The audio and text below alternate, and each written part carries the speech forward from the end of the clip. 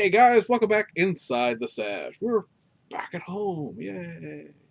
So we're gonna take a look at a few things that have come in here over the last couple of weeks. Got some decals in from Racing Decals 43. Probably not the ones you're looking for, but those ones actually are en route.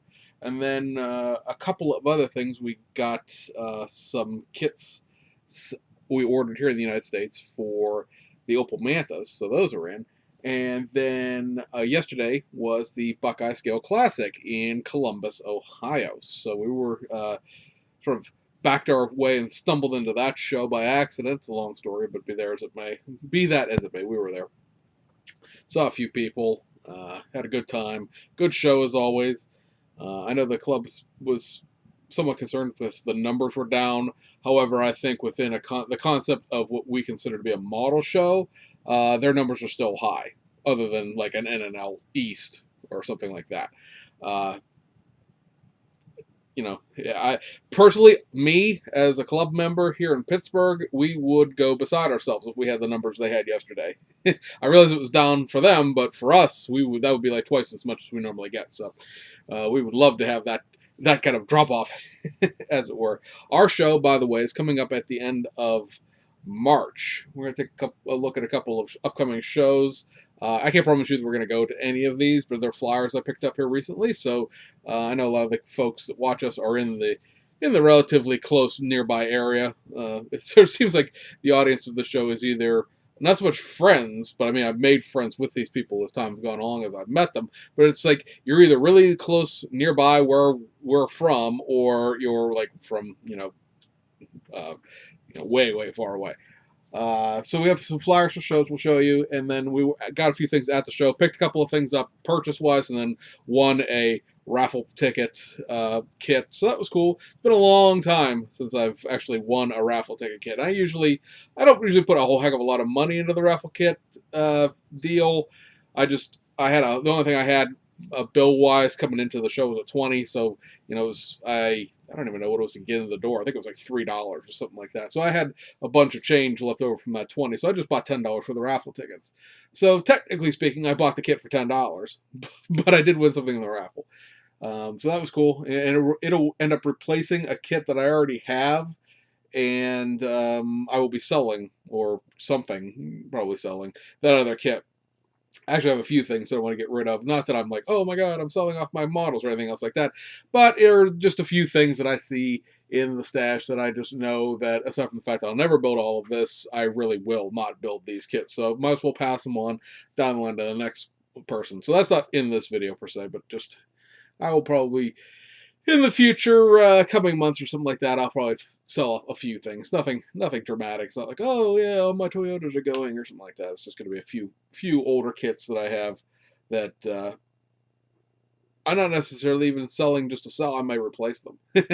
Like I have an AMT Erdl issue of the 442 W30, but that's been reissued now, and I kind of like to have the new kit with new decals. And there was something else I was looking at the other day over here that I realized has been reissued recently after I won this raffle prize. So we're going to flip the camera around and show you all that stuff. Well, actually, I'm going to grab the flyers and we'll just show them to you this way instead of trying to hold them up in front of the camera. And then we'll flip the camera around and we'll show you the other stuff. And then, not that it really means anything to you, but I'm going to film the weekly video since everything was closed this weekend over in Japan in terms of the vendor. So anything that will be coming new will be on next week's show. And yeah, I'm just going to enjoy some time here at the house. For people who follow along, you obviously realize that this is not a truck background, and more than likely it will not be further. Have something lined up to replace that. So anybody who is really into the whole idea of the trucking tales from the tales from the truck video series, we're going to modify that into tales from the basement. And then really what I'm going to try to focus on here in the next couple of weeks is trying to wrap up a few things that are laying around here that are very close in terms of completions, to try to get some stuff done for the spring show season. Because even if I don't really go to any of the things I'm going to talk about here in a second, there's still going to be on March 30th is the Pittsburgh IPMS show. out at the out on the north side. The name of the place is in my head and then disappeared again. The Beatty Career Center up in what technically would be Allison Park, but it's on the north side of Pittsburgh. And then our show is on the 31st at the Castle Shannon Volunteer Fire Department, where it pretty much always has been, except for the 1 year that we were at Baldwin and the 1 year that we didn't have it. So that's going to be coming up. And then there's a couple of these shows that I probably will go to just because they're close by. The schedule of the new gig is like off at midnight, and a lot of shows recently I've noticed are on Saturdays, and I'm going to be getting off basically midnight on Saturday morning. So trying to travel to any show that is more than a little bit away might take a little bit of doing. And I really don't want to be like, oh, I drove 8 hours to get here, and I'm a zombie at the show kind of thing. So, we also do intend to go to NNL East, assuming that everything with this switchover goes smoothly and we don't have like some big gap in income. We do plan on going to NNL East. So I was talking to a whole bunch of people at the show, going, "You going to NNL East? You going to NNL East?"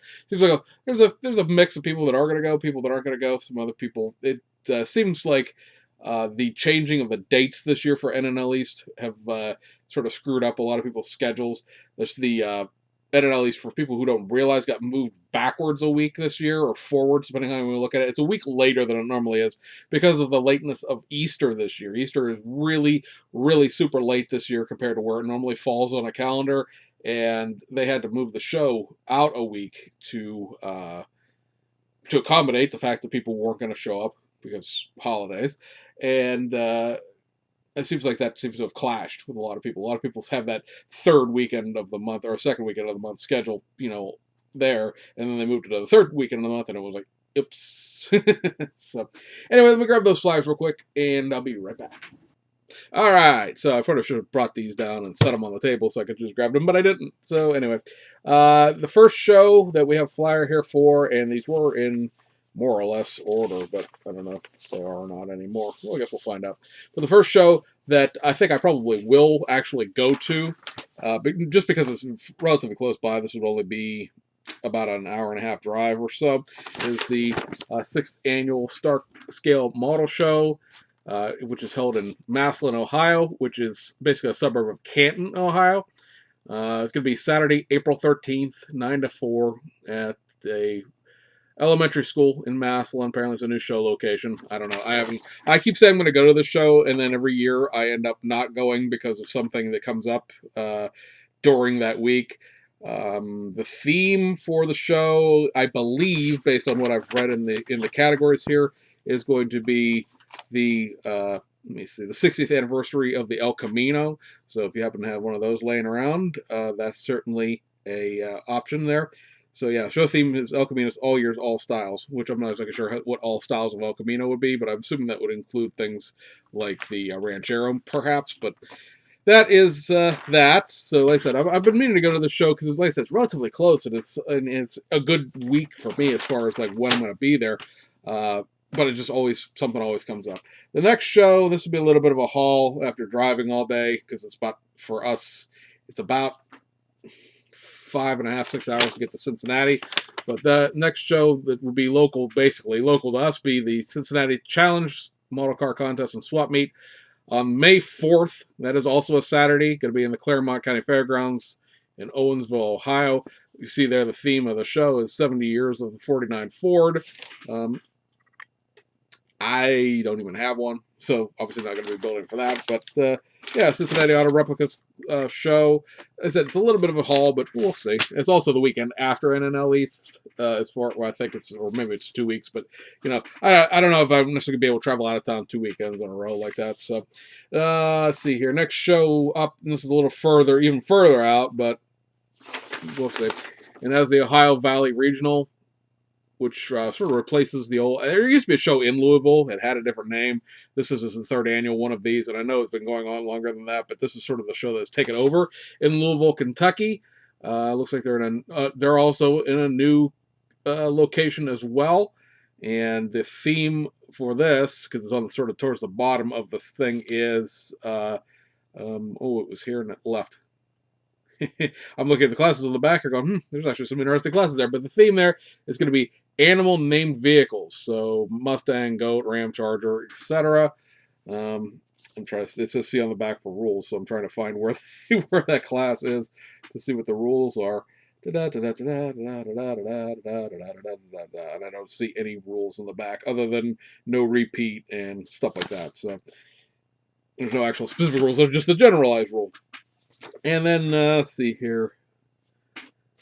October 12th, October 19th. All right. So then the next show, and this is something we might make an effort to go to because really this is about another one of those 4 or 5 hour drive kind of deals, but it's a show starts later in the morning, so it starts at 10 a.m. So I can actually grab a nap and then drive.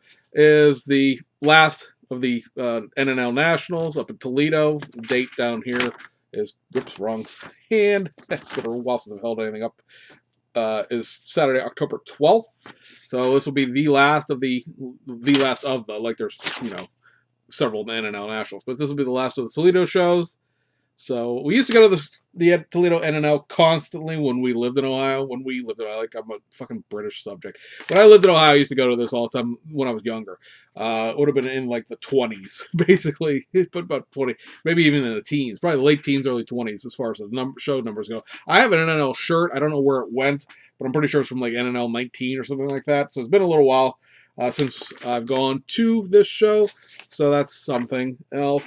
Little local show that's held in well, it's Alita, but it's Lima, Ohio, which is about 100 miles south of Toledo on 75. Is this? It's the little LT 16th annual model car show. Just not going to focus on this tiny postcard because why would it? Would much rather be focused on the bricks in the background. Hang on, guys, we're gonna go real close. There we go. Then you see that's going to be on Saturday, October 19th, so it's the weekend after. This is one of the shows that's sort of a kind of a local show. The guy who holds it is always at Buckeye. I've talked to him a couple of times just in passing. Nice guy. Seems like it's a decent local show, but if we're going to be going to Toledo, I don't know if I'm necessarily going to be going to Lima the next weekend. And then the flyer for the 10th annual Buckeye Seal Classic. So this is next year's. So this will be the show that after the show. It'll be Saturday, March 21st, 2020. Same place, the Franklin County Fairgrounds. And the theme, as you can sort of guess there in the background, is Volkswagens. So always this is a good show. I'd recommend this show if you're within a reasonable drive. I was talking to a guy yesterday who was talking to a friend of mine. So sort of talking to him by him standing there and me standing there beside him. In fact, he drove up from Memphis.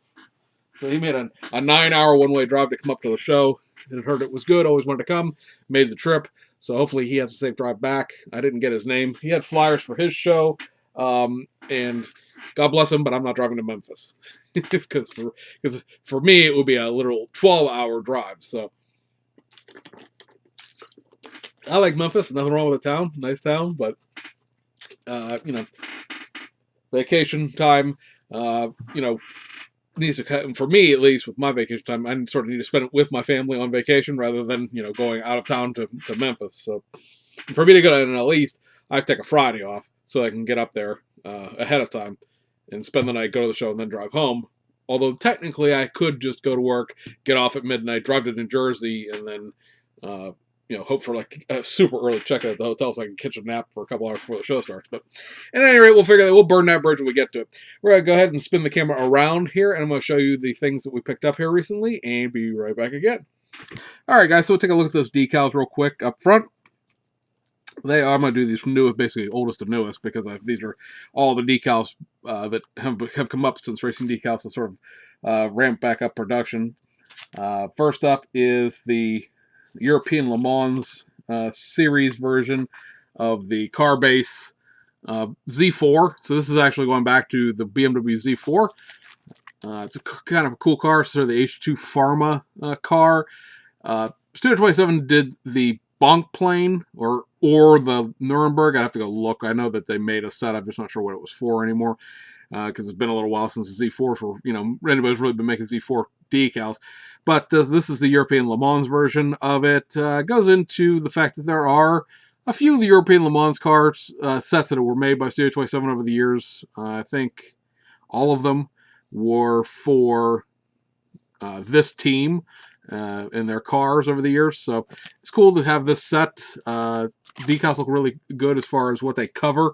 Doesn't look like there's really too much two-toning to be done. It looks like it's, from what I could see based on this, it looks like the two-tone that you would have to do, I know I keep flipping it right after I show it to you, that you'd have to do for this is basically the roof and this side panel being black, and then all of like the gray and things like that are in the decal itself, from the looks of things anyway.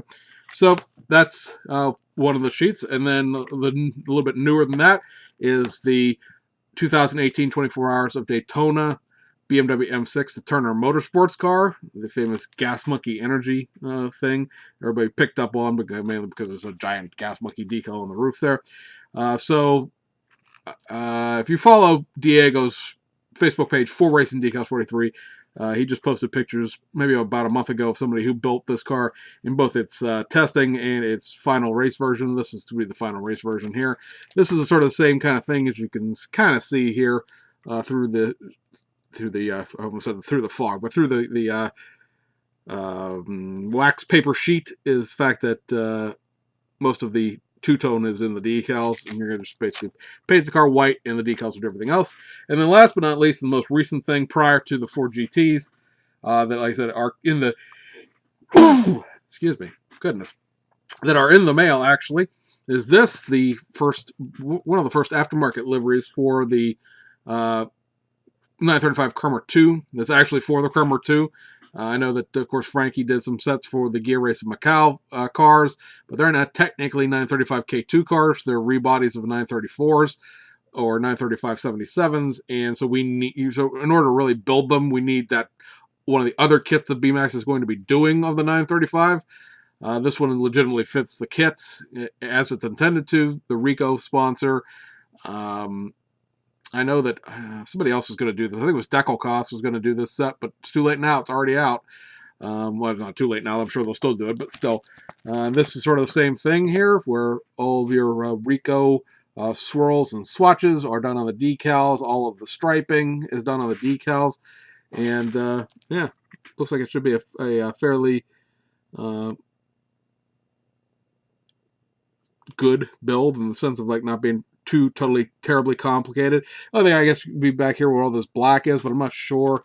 It could quite frankly be that all this black down here is what you use to fill in back here. So we'll take a look at the layout sheets. I sort of pulled these out of the envelope. If you could tell, the Postal Service was nice enough to fold these in half because they're a little bit bigger than a regular envelope is. And so when they stuffed them in my mailbox, they folded them in half. That was nice of them. But yeah, this is I'd have to look to see where this car finished in the 78 Le Mans, but I just like the logo. I think it's cool. And yeah, so those are in. Finally caught up with Diego. Run up a few sets there now. So we'll look at real quick the Opel Mantas. I mean, I'm sure you guys have all seen what an Opel Manta kit looks like by now, so not to draw this out too far. Finally got M&S was offering free shipping. M&S Hobbies was offering free shipping on their kits. So for just a straight $50 for the kits without any shipping, I went ahead and grabbed them. I have opened this one. You'll see the other one's still in shrink wrap because I haven't had a chance to go through it. I took this one with me on my last week out in the over-the-road truck. And the Tour de Course was sponsored by Rothmans. You'll notice up here, there's just sort of you could really, if you were here in person, you could really tell that this is just photoshopped over the actual picture of the car. There are, on this decal sheet, sort of at the top, above where the decals are, 4 sets of very, very tiny Rothmans. It looks like you need, or maybe 6 sets. It looks like you need 3 because Rothmans goes on this. There's one on each side and then there's one on the roof. And I don't know if there's 6 because you need to double them up to cover this dark blue, or maybe there's other places you need to put the Rothmans stickers that I haven't noticed by just looking at pictures of the car. But the Rothmans livery is in here for the, it is 2 words, Roth and Men's, because apparently if you spell it as one word, it violates some sort of international, BS. I'm not saying there really is an international law saying you can't use the word Rothmans, but you know how tobacco livery things are. So this seems like it's a relatively decent kit. I think it's just because what the color is molded in. Things kind of looks like Stay Puft Marshmallow soft to me when I look through this thing. And it really isn't that the engraving is soft. It's just molded in this weird off-white color, and it just, underneath bad lighting, which is what I was using in the truck, it just looked kind of weird. And looking at it under regular lights, it doesn't look weird, so I don't know. It's just about the lights. One thing I didn't notice about this is how awful, and I've seen people build this kit, and this front end is all nice and neat, but like, if you look at real pictures of these things, these pieces that sort of cover the dual beam headlights, because you of course could build this with a big single square beam sealed beam headlight, or you can build it with these these separate sealed beams. All of these seem to have been done in the sense of racing the car in like a big fat hurry. They're like, no, we don't want to do the single beam headlights. What do you got in a twin beam? Well, I could throw these two twin beams and bolt them kind of haphazardly into the opening, and then you could throw a cover on the top to make it kind of sort of aerodynamic. Sold! Give me that, because these are all wonky, and you'll see in a second, the ones on this other car aren't any better. But this is, like I said, the 1984 Tour de Course. This was not a very... This car did not finish very well. I think it's somewhere in like the 6th or 7th position range. But all of the decals on here are in the kit. So all this yellow and silver and all this stuff. I've seen some comments where the yellow is the right color, but unless you're German, how would you even realize? But all of the color, all this coloring, there's coloring on the back of the car that you really, I don't think, well, yeah, here you go. Because I don't think you really can see, but hang on, there's a back picture of the car. So these stripes back here, all of that is in the decal sheet, so really just have to paint the car white, and the decals take care of the rest. And then there is a second version of the Opel Manta that was released, and it is this kit here, the 24 Hours of Van Yper Rally. And you can see here, look what a hot mess the fitment of this headlight bezel is. So both of these kits, aside from the liveries that are included, are identical. These wheels are in the kit, as well as just sort of the factory, not factory, but sort of steel wheel setup. The night racing lights are in both kits, even though they're not displayed here. Although there is a version of the Tour de Course that... or well, not version, but the Tour de Course did use night racing as well, so you could put the night racing lamps on here and be totally correct anyway. But yeah, this is the fitment of these headlights. And go look up pictures of these cars in the actual rally. They didn't get any better. they have to. Well, they're obviously some aftermarket piece, and they don't fit. So oddly enough, these could not. You could have a whole thing here that doesn't fit at all, and you could demand the judges judge you correctly and be like, no, here's the box. Here's a picture of the car. These don't fit in real life. I have not fit them properly on the model kit on purpose. So this is a left-hand drive or right-hand drive kit. The other one's a left-hand drive kit. All of the parts for both are in both kits. So you get both sets of wipers, both dashboards. There are instructions. You've seen Belkit's instructions recently. They're basically sort of a 3D drafting book, basically, rather than being sort of drawn instructions. They include the instructions in both kits to build both ways, as far as right-hand drive and left-hand drive, in the same instruction manual. So it's not like you have to buy this one just to get the right-hand drive instructions. They are in the other one. So it's a pretty nice nice job of that. You get a general idea what the car looks like. Here's the back end of it. And I will say one thing, these wheels are staggered, so the back ones are bigger than the front ones, and that goes with the steel wheels ones as well. So you cannot basically steal these wheels and swap them unless you want to have a front-wheel drive drag car with the big fat wheels in the front. But there are something in the neighborhood of probably close to a dozen aftermarket liveries for this kit. I happen to have one. I'm not sure if... I'm going to build the other one on the Tour de Course car. I'm going to build away the box. This one, I don't know. I'd have to look it up and see if it did anything in this rally. I didn't really research this rally per se because Tour de Course, obviously a famous rally. Everybody knows what the Tour de Course is if you follow rally cars more than casually.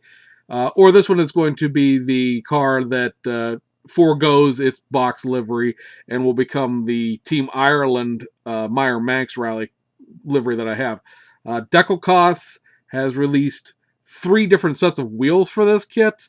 One is a set of front wheels that replace the front wheels. The other 2 are 4-wheel replacements. They don't come with tires because the resin wheels will fit the factory kit tires, and then 2 of them have replacement headlights. Apparently, in certain Spanish rallies, even this horse nonsense up here wasn't good enough. They had to do even more goofy looking front headlight things. So when you do look for, especially Rege, because they're the one, Rege made some decals that need other things, and then Decals did several sets of decals that are specific to those resin parts. You gotta kind of pay attention to what you're doing. I mean, if you don't care about the aftermarket correct look, so to speak, yeah, you do whatever you want to, but it's just one of those things that several of the Decals decal sheets are designed specifically to work with the photo etch, or not the photo etch, but the resin aftermarket parts that they sell as well. So, I don't know. It's one of those kits where it's really expensive. I mean, these are $50, and that's like the cheapest price you can find them at, pretty much anywhere. They may go down in price a little bit once the Fiestas are out and distributed, and perhaps maybe we get to some of the other Group B cars that they're going to do, because the Rover is out there, of course, and then they're doing the new Citroen rally car. So there's like 2 there right now. When you look at what they're producing, there's 2 modern rally cars coming. The Ford Fiesta, which is already being distributed by Belkit's store in Belgium, but should be available widely, pretty much everywhere by hopefully the end of this month.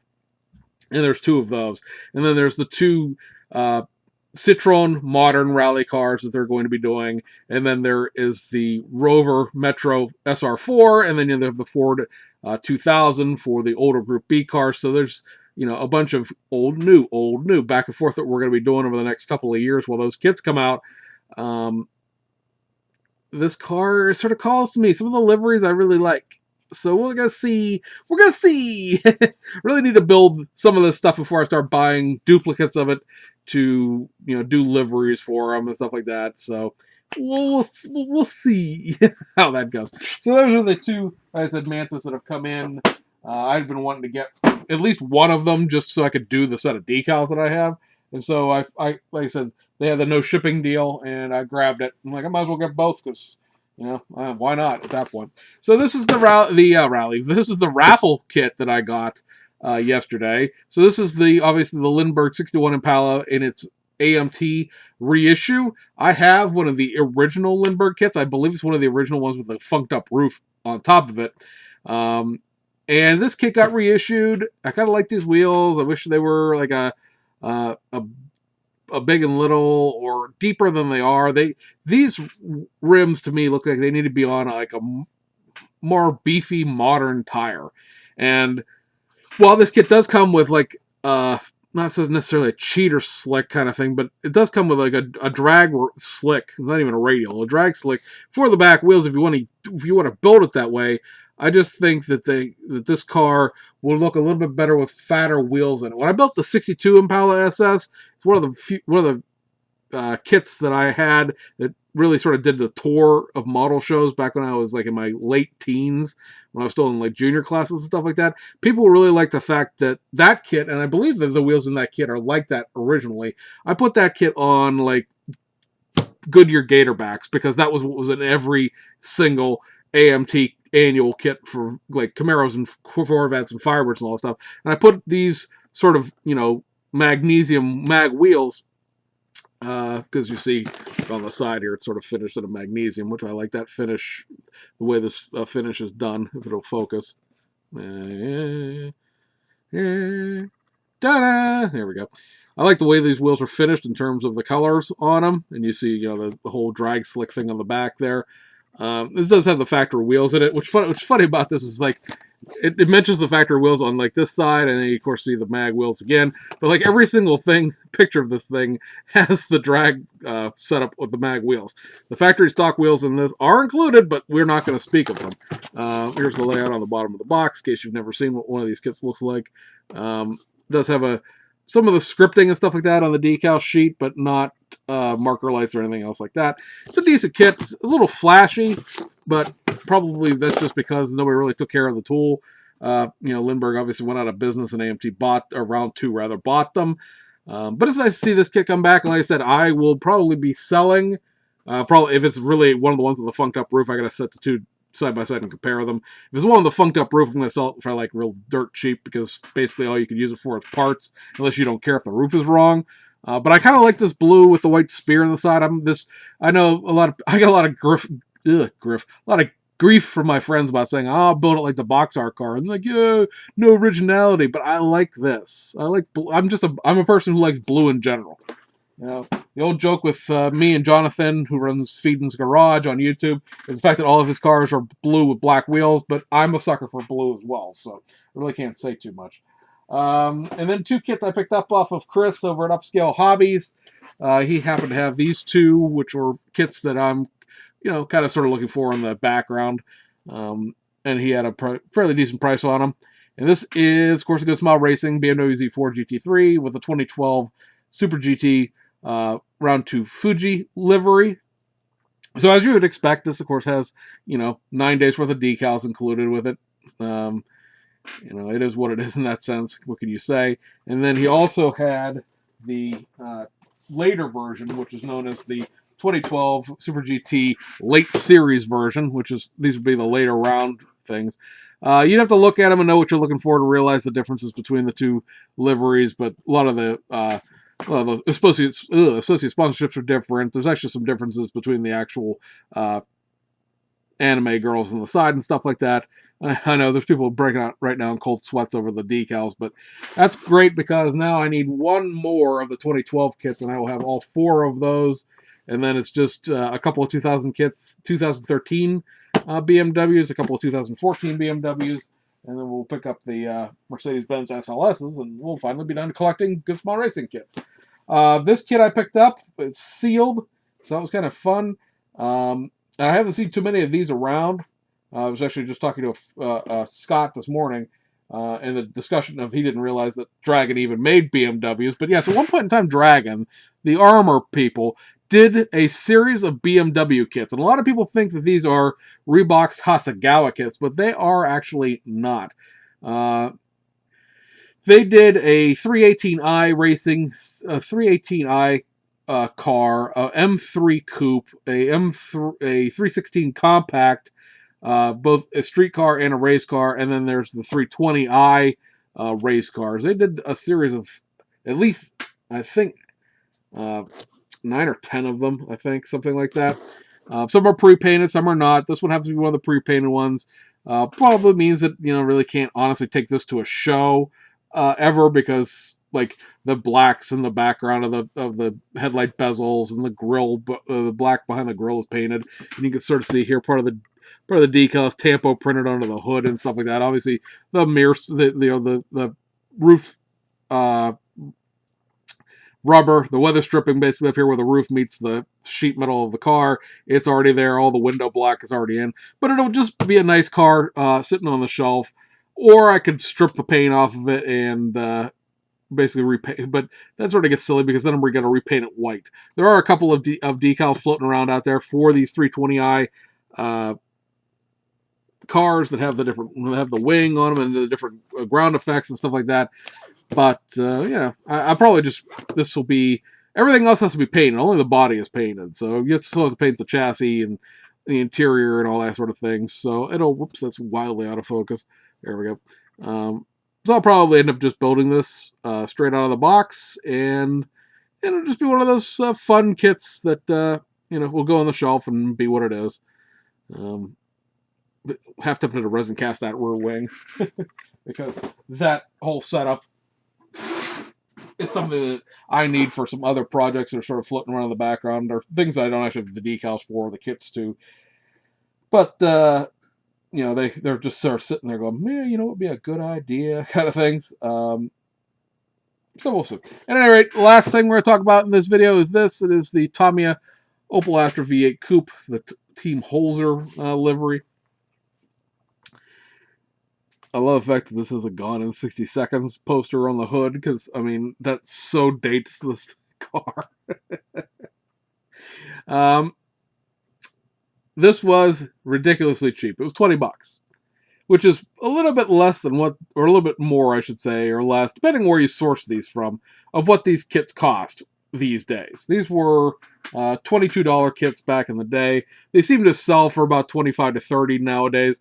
I think people didn't like this kit per se just because it doesn't have the engine in it, and all of the previous DTM kits, the Alpha, the Mercedes, all of those early DTM kits had engines. The original, the Cliff Calibra, the Calibra Opals, they had engines, and these did not. The 2000 year ones were curbsides.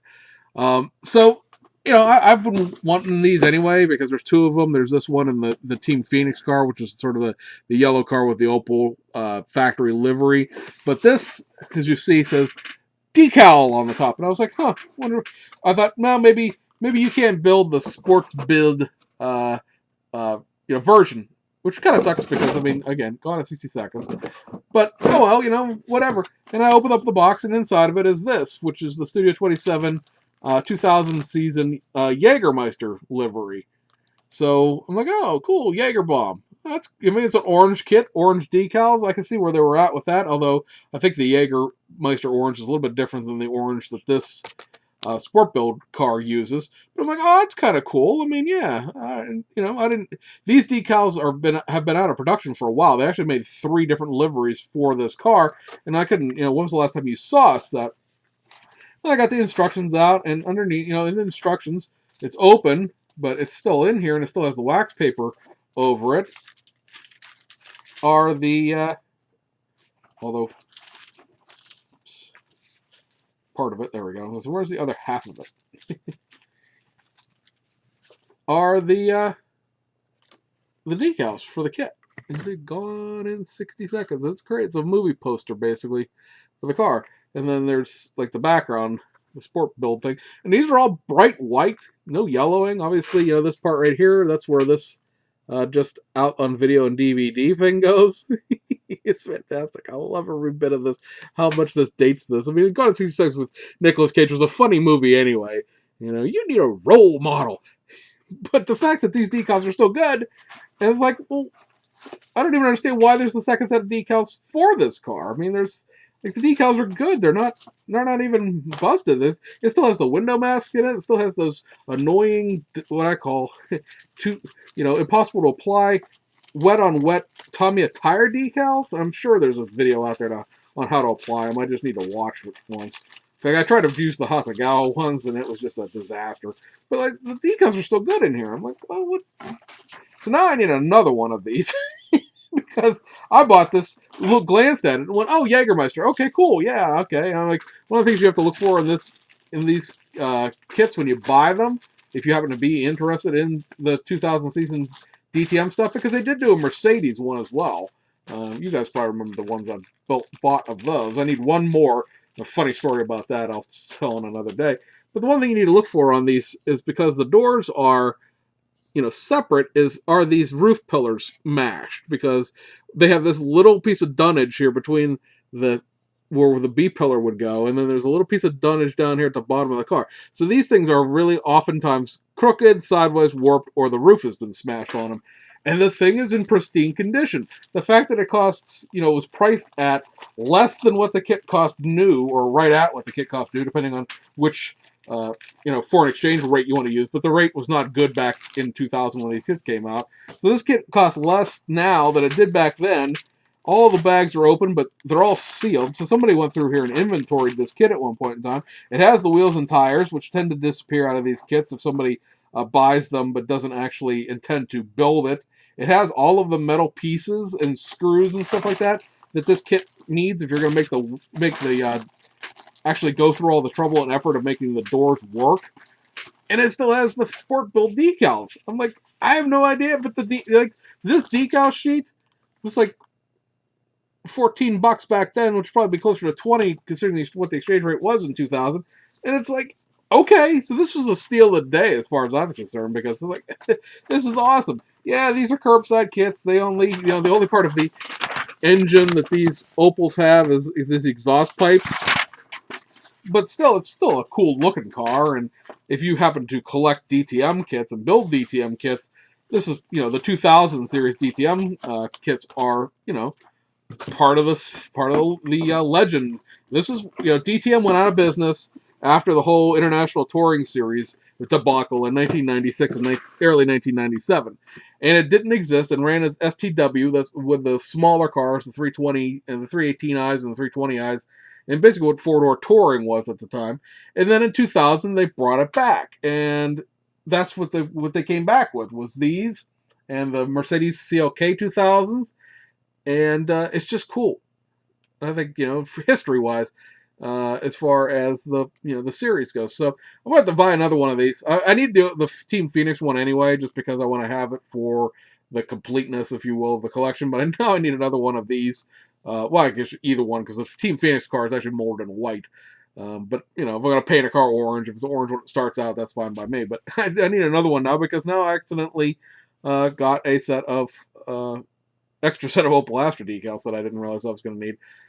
So that was a very cool accidental find. $20 for an Astra. That's the perfect price for me. Decals. Oh, it has aftermarket decals. Oh, cool theme. And then it still has the original decals, which is, like, again, fantastic, because gone in 60 seconds on the hood. Love every bit of that. Anyway, guys, I have been blathering for a few minutes here. I'm going to go ahead and cut this where it's at, and we will talk to you guys. See ya on the other side.